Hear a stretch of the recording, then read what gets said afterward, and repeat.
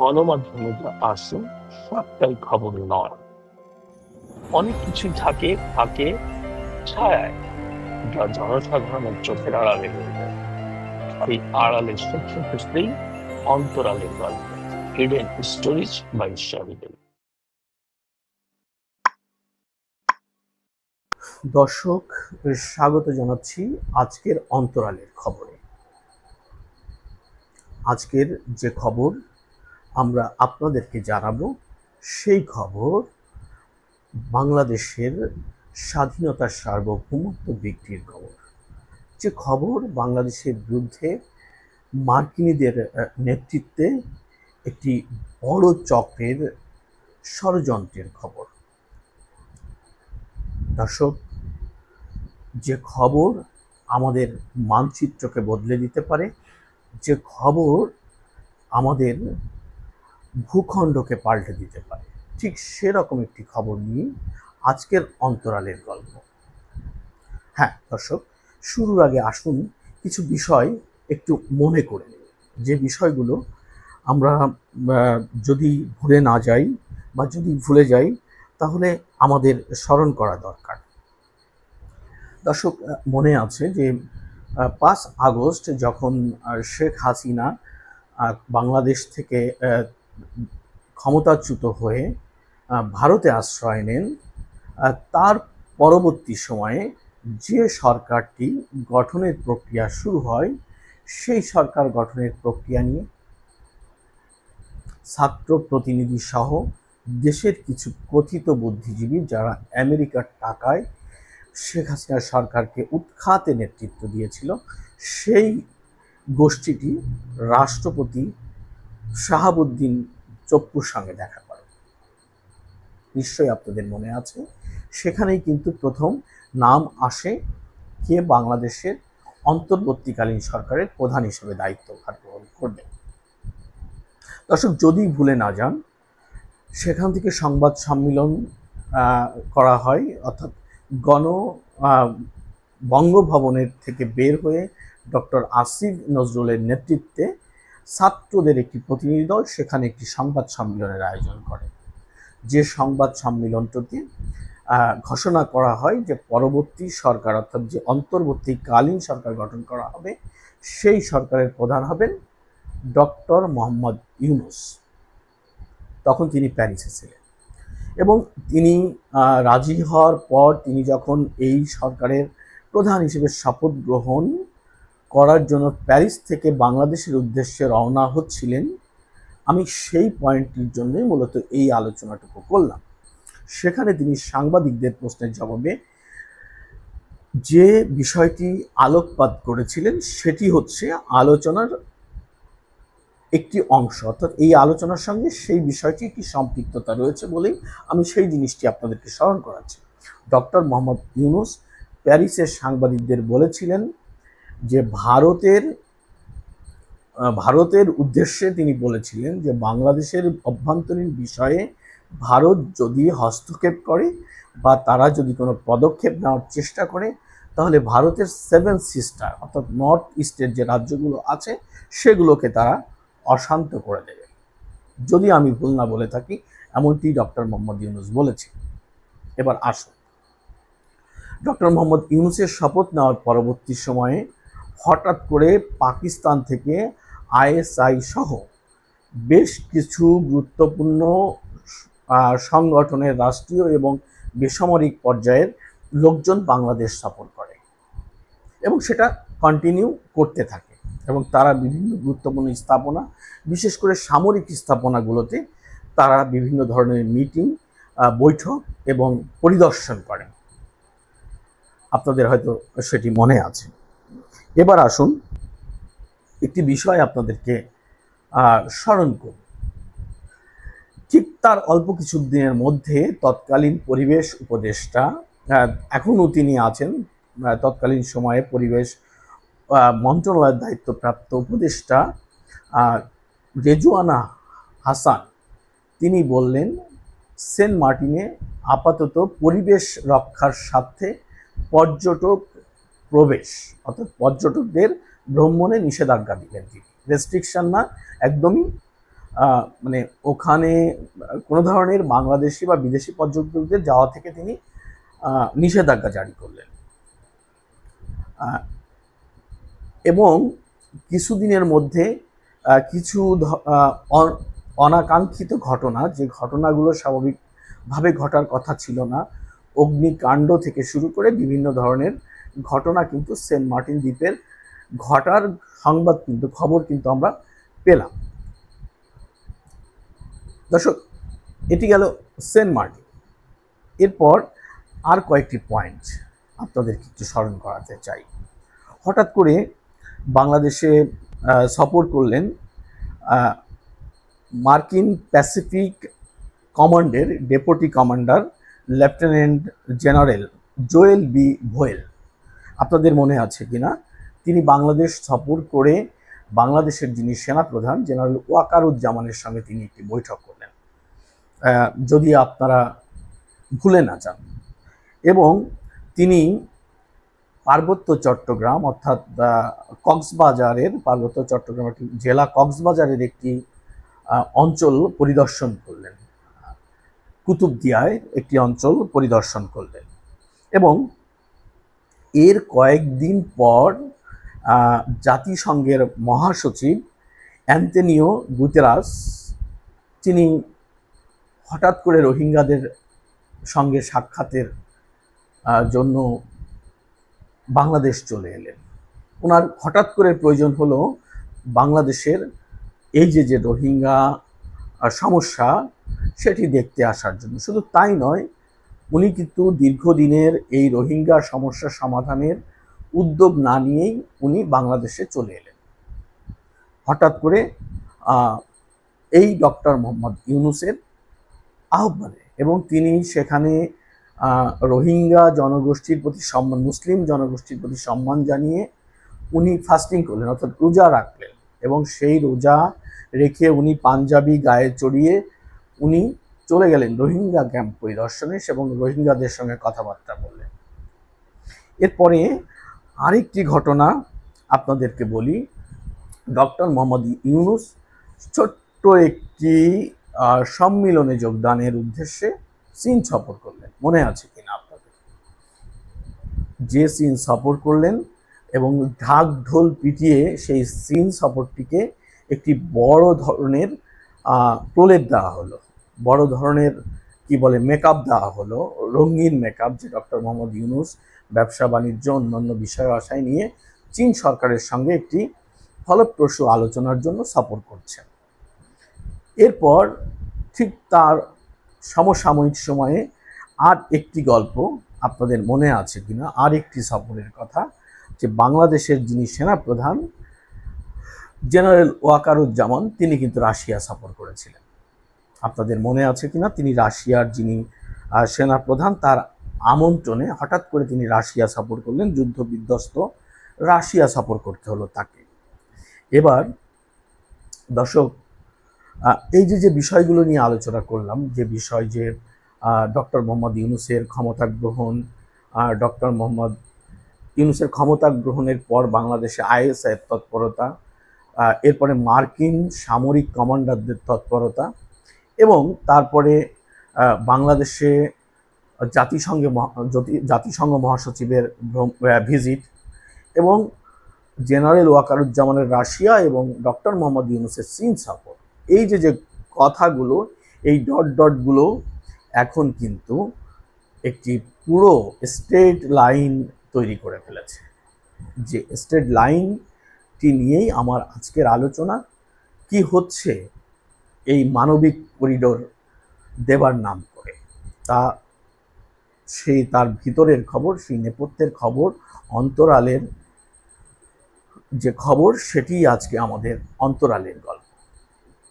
দর্শক, যেভাবে বলেছিলাম যে ডক্টর মোহাম্মদ ইউনূসের ক্ষমতা গ্রহণ এবং এই যে চীন রাশিয়া সফর এবং সর্বশেষ মানবিক করিডোরের ঘোষণা, এই সবগুলো ডট পয়েন্ট মিলিয়ে আমরা এখন যে জায়গায় উপনীত হয়েছি সেটি হচ্ছে বাংলাদেশ একটি অবশ্যম্ভাবী যুদ্ধের দিকে জড়িয়ে গেছে।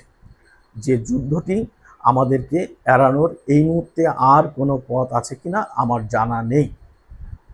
এই মুহূর্তে যদি এই ডক্টর ইউনূস সরকার থাকে এবং এই যে আমেরিকান যে কি বলে যে ক্ষমতা, আমেরিকান যে ক্ষমতা বা আমেরিকার যে বলয় তৈরি হয়েছে বাংলাদেশে, এটি যদি অক্ষুণ্ণতা থাকে তাহলে বাংলাদেশকে একটি যুদ্ধে প্রস্তুতি নিতে হবে।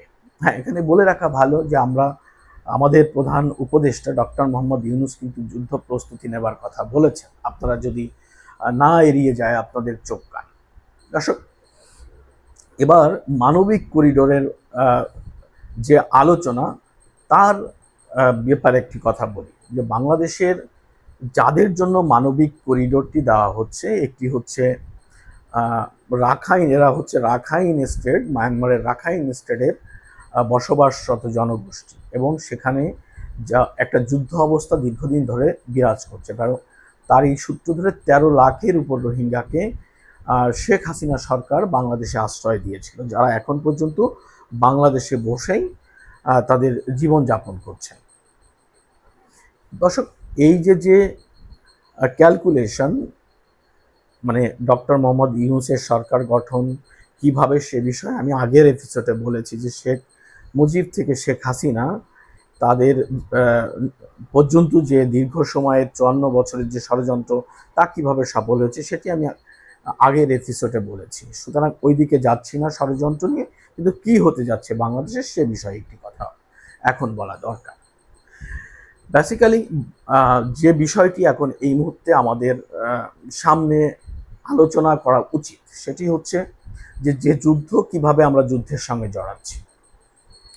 এই যে আরাকান স্টেট মায়ানমারের, যেটি দীর্ঘদিন ধরে, যেটি বললাম যে যুদ্ধ বিধ্বস্ত একটি রাজ্য, যেখানে প্রচুর মানুষ যেখান থেকে বিতাড়িত হয়ে আমাদের বাংলাদেশে আশ্রয় নিয়েছে, এবং সেখানে সর্বশেষ যে পরিস্থিতি, আরাকান রাজ্যটি মূলত একটি কি বলে যে রাখাইন প্রদেশে বসবাসরত রোহিঙ্গা জনগোষ্ঠীর কিছু বিদ্রোহী সংগঠন, স্বাধীনতাকামী বিদ্রোহী সংগঠন, তাদের সঙ্গে মায়ানমার সেনাবাহিনীর দীর্ঘদিন ধরে যুদ্ধ চলে এসেছিল, এবং তাদের সঙ্গে আরেকটি আরাকান আর্মি নামে একটি সশস্ত্র গোষ্ঠী, তাদের সঙ্গে কিন্তু এখন চলছে মায়ানমারের সামরিক জান্তার যুদ্ধ।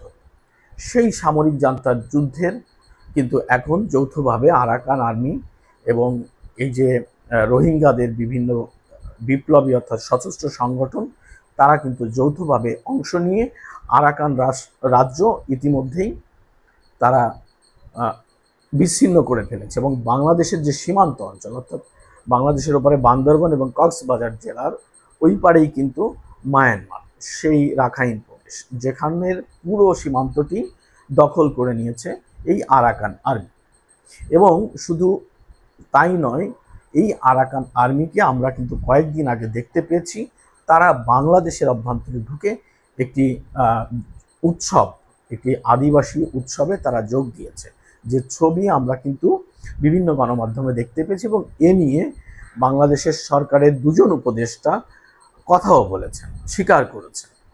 সুতরাং আরাকান আর্মির দখলে অলরেডি মায়ানমারের সীমান্ত অর্থাৎ আরাকান রাজ্য, সেটি দখল হওয়ার পাশাপাশি বাংলাদেশ সীমান্তেও তাদের অবাধ বিচরণ শুরু হয়ে গেছে, যেটিকে করিডোর অর্থাৎ মানবিক করিডোরের যে অঞ্চলটি আমাদের দেওয়ার নিয়ে আলোচনা বা ঘোষণা এসছে, সেই অঞ্চলটিতে ইতিমধ্যেই আরাকান আর্মি, আগে থেকেই তো রোহিঙ্গাদের বিদ্রোহী সংগঠনের নেতারা সেখানে রোহিঙ্গাদের মতো করে রয়ে গেছে, এবং পাশাপাশি এখন আরাকান আর্মি বাংলাদেশ অভ্যন্তরে বিচরণ শুরু করেছে। তার মানে দাঁড়াচ্ছে হচ্ছে আরাকান আর্মি এবং এই যে যারা সশস্ত্র সংগ্রামী আরাকান রাজ্যের অন্যান্য সবাই মিলে অলরেডি বাংলাদেশের যে প্রস্তাবিত করিডোর, মানবিক করিডোর, সেটি কিন্তু দখল করে নিয়েছে, সেখানে তাদের বিচরণ কিন্তু শুরু হয়ে গেছে। ভয়ের ব্যাপার হচ্ছে মানবিক করিডোর দেওয়ার নাম করে মূলত এখানে তাদের যে সাহায্য সহযোগিতা, রাখাইন স্টেটের রাজ্যের মানুষের জন্য যে সাহায্য সহযোগিতা পৌঁছানোর যে গল্পটি হচ্ছে, সেই গল্পটি কিন্তু একটি মানে খুবই নগণ্য একটি বিষয়, এটি কোনো ব্যাপার নয়। এই যে খাদ্য প্রক্রিয়া, মানবিক করিডোর যে জন্য চাওয়া হচ্ছে, এটি বাংলাদেশ বাদেই কিন্তু করা সম্ভব, কারণ চীনের দখল করা দুটি বন্দর রয়েছে এই আরাকান স্টেটের পাশে, যে বন্দরগুলো বঙ্গোপসাগরের সঙ্গে খুবই ভালোভাবে সম্পৃক্ত। সেই বন্দরে পণ্য নামিয়ে খাদ্য সামগ্রী আনিয়ে সোজাভাবে আরাকান স্টেটে ঢোকানো যায়। সুতরাং বাংলাদেশের অভ্যন্তরে বাংলাদেশের ভূখণ্ড ব্যবহার করে মানবিক করিডোরের যে বিষয়টি আলোচনা হচ্ছে, এটি একটি বোগাস গল্প। এটি কোনো রকমই আরাকানের জন্য দরকার নেই, কিন্তু আরাকানের এই মানবিক করিডোর যে কারণে দরকার, সেই কারণটি হচ্ছে আজকের অন্তরালের খবর। দুটি কারণে আরাকানের জন্য এই মানবিক করিডোর চাই। একটি হচ্ছে ডক্টর মোহাম্মদ ইউনূসের ক্ষমতার বন্দোবস্তকে দীর্ঘায়িত করা, এবং দ্বিতীয়টি হচ্ছে যে এই অঞ্চলে মার্কিন সামরিক বাহিনীর অবৈধ বিচারণের পথ তৈরি করা। এটি হচ্ছে মূলত মানবিক করিডোরের নামে প্রধান উদ্দেশ্য।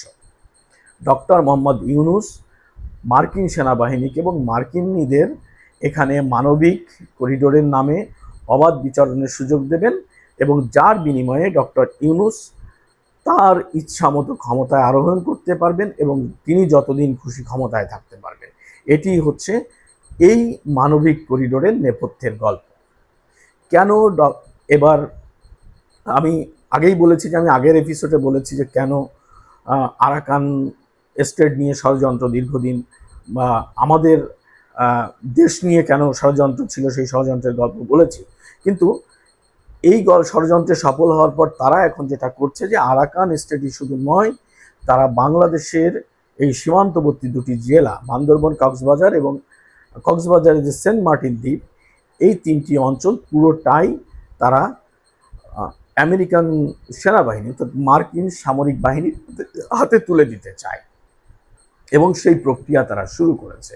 এখানে মূলত আরাকান স্টেটের জন্য মানবিক সাহায্য পাঠানোর নাম করে এখানে আসবে মার্কিন যুদ্ধ জাহাজ, মার্কিন রণতরী এবং মার্কিন অস্ত্রশস্ত্র। সেখানে কোন কোন অঞ্চলে কি হবে সেই প্লটগুলো তারা তৈরি করছে, এবং মার্কিন সামরিক বাহিনীর ঊর্ধ্বতন কর্মকর্তারা সেখানে এসে বারবার ভিজিট করে যাচ্ছে গোপনে এবং প্রকাশ্যে। এবং দীর্ঘদিন ধরে সেন্ট মার্টিন, যেটা নিয়ে আলোচনা হচ্ছে, যেখানে তারা মূলত তাদের বেস গড়তে চায়, সামরিক বেস, সেই সেন্ট মার্টিনে কিন্তু এখন সাধারণ মানুষকে ঢুকতে দেওয়া হচ্ছে না, এবং যারা সেখানে অধিবাসী ছিল তাদেরকে কিন্তু বের করে দেওয়া হয়েছে। এবং এখানে তাদের এখন যে টার্গেটটি, কিভাবে ডক্টর ইউনূস এটা বাস্তবায়ন করবে, সেটা নিয়ে আমি আলোচনা করি। ইতিমধ্যেই আমি একটু আগে বলেছি যে ডক্টর মোহাম্মদ ইউনূস বাংলাদেশের মানুষকে যুদ্ধ প্রস্তুতি নিতে বলেছেন, বাংলাদেশের সামরিক বাহিনীকে, এবং আমরা যুদ্ধ পরিস্থিতির মধ্যে আছি এমন একটি কথা বেরিয়ে বলেছে। কিন্তু আমাদের তো চারপাশে কোনো যুদ্ধ পরিস্থিতি নেই, আমরা তো দেখতে পাইনি এতদিন। তাহলে হঠাৎ করে উনি যুদ্ধ পরিস্থিতির গল্প কেন বললেন?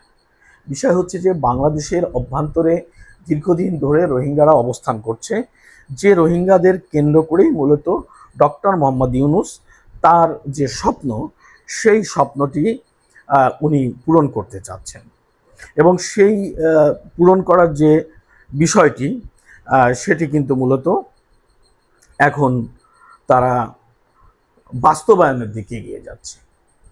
ইতিমধ্যেই সেখানে আরাকান যে আর্মি, সেই আর্মির জন্য তারা একটি বিশেষ সুবিধা ব্যবস্থা চালু করেছে। অর্থাৎ তারা সীমান্তের আরাকান সীমান্ত, মায়ানমার সীমান্ত নাপ নদী পেরিয়ে তারা যেমন কক্সবাজারের মধ্যে আসা যাওয়া করছে, বান্দরবনের বিভিন্ন সীমান্ত দিয়ে তারা বাংলাদেশ অভ্যন্তরে প্রবেশ করে তাদের যে যে মায়ানমারের সঙ্গে যুদ্ধ হলে কী হতে পারে সেই বিষয়টি তারা পরিষ্কার করছে। মূলত তাদেরকে একটি যুদ্ধ প্রস্তুতি নেওয়ার জন্য অলরেডি বাংলাদেশ সরকারের পক্ষ থেকে সমস্ত প্রকার সাপোর্ট দেওয়া হয়েছে। হ্যাঁ, এর আগে দুটি সাপোর্ট নিয়ে আমরা কথা বলি, তারপরে আসছি যে কীভাবে যুদ্ধটি তৈরি হবে, সৃষ্টি হবে, সেটি বলবো। তার আগে ডক্টর মোহাম্মদ ইউনূসের চীন সফর নিয়ে একটু বলতে চাই। আপনারা দেখেছেন চীন সফর নিয়ে ডক্টর মোহাম্মদ ইউনূস চীনে থাকাকালীন সময়ে দুটি বিষয়ে আলোকপাত করেছেন।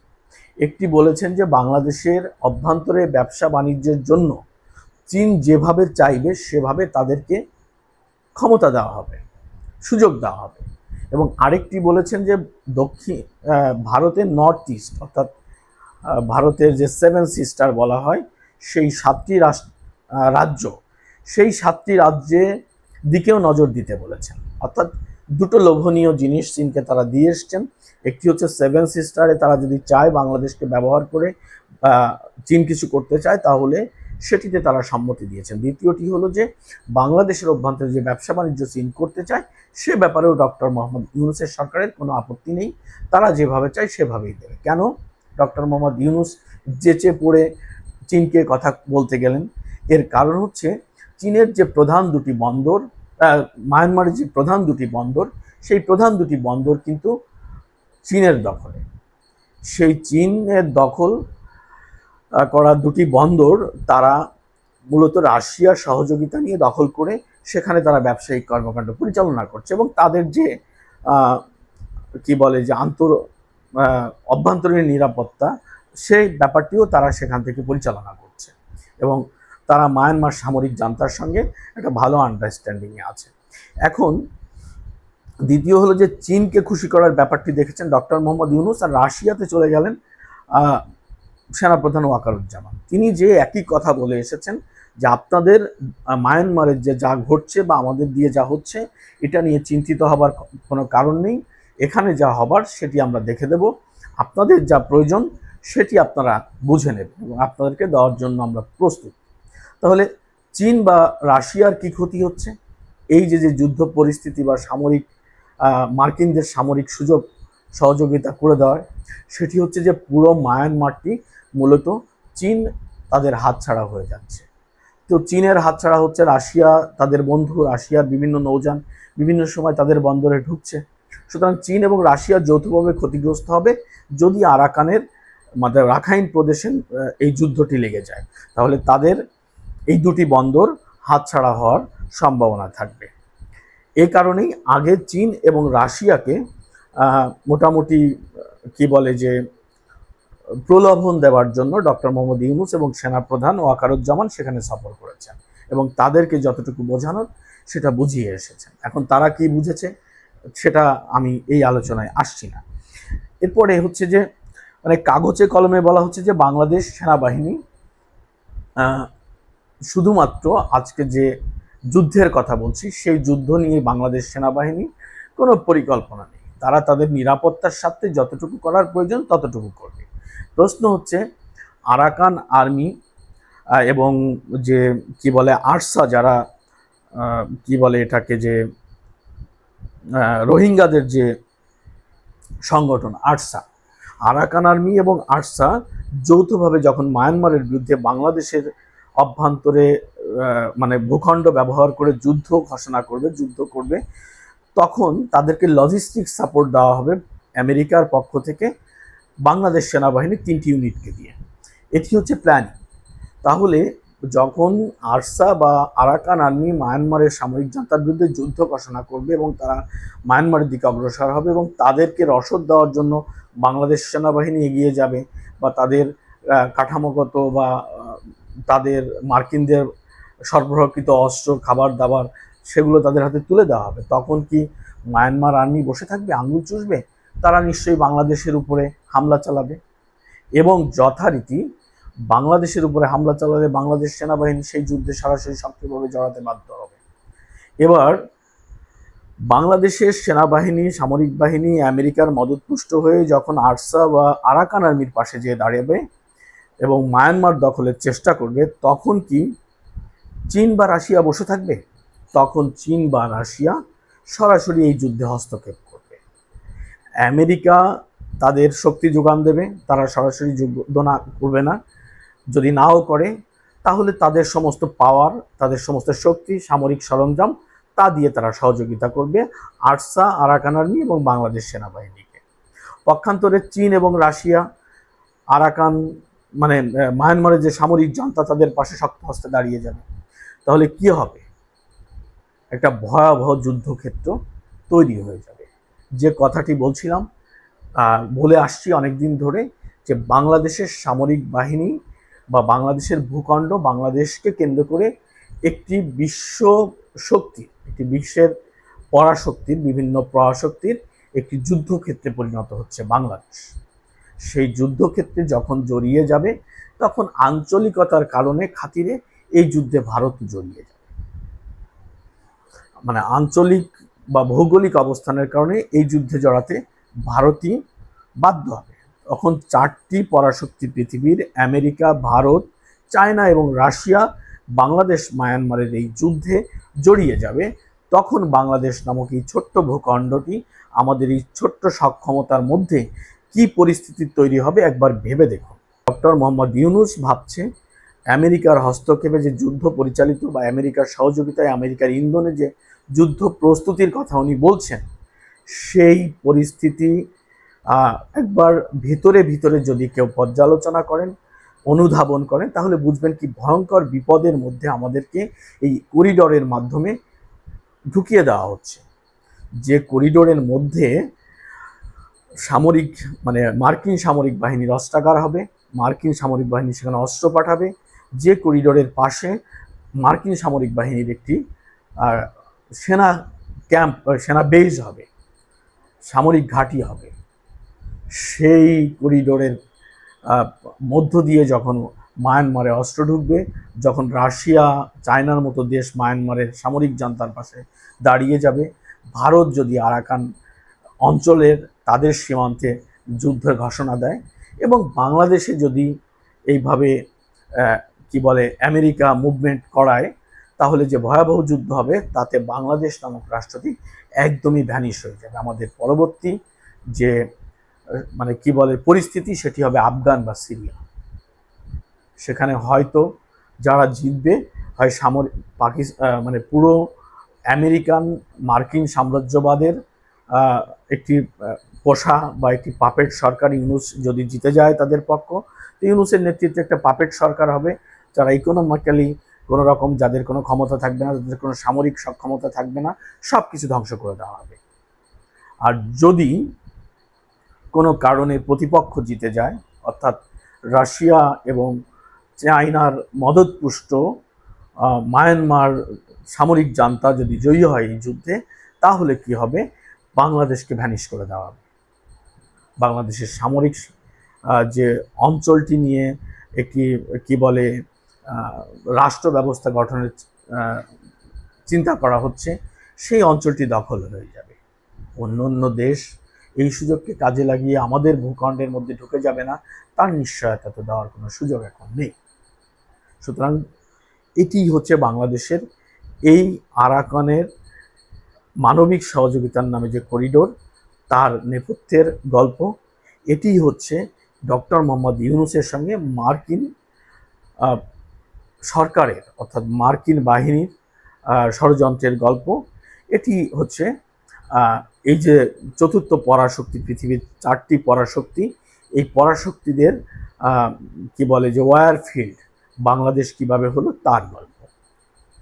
দর্শক, আমি যে কথা বলে থাকি যে বাংলাদেশ আমার দেশ, আপনার দেশ, বোঝবার দায়িত্ব আমাদের, এই দেশ রক্ষার দায়িত্ব আমাদের। জানি না আমাদের সেই সক্ষমতা আছে কিনা বা সামনে সেই সুযোগ আমরা পাবো কিনা, কিন্তু চোখের সামনে একটি লোভী মানুষ, যার বাংলাদেশের প্রতি কোনো কমিটমেন্ট নেই, বাংলাদেশের কোনো দুঃসময়ে যাকে আমরা দেখতে পাইনি, বাংলাদেশের কোনো বড় কোনো কর্মকাণ্ডের সাথে যার কোনো সম্পৃক্ততা দেশ স্বাধীনের পরে আমরা দেখিনি, তেমন একজন মানুষ যার হাত ধরেছে বাংলাদেশের স্বাধীনতা, সার্বভৌমত্ব, বাংলাদেশের ভূখণ্ড আজ মানে ভূখণ্ড আজ অন্যরা দখলের চেষ্টা করছে, অন্যদের হাতে তুলে দেওয়া হচ্ছে।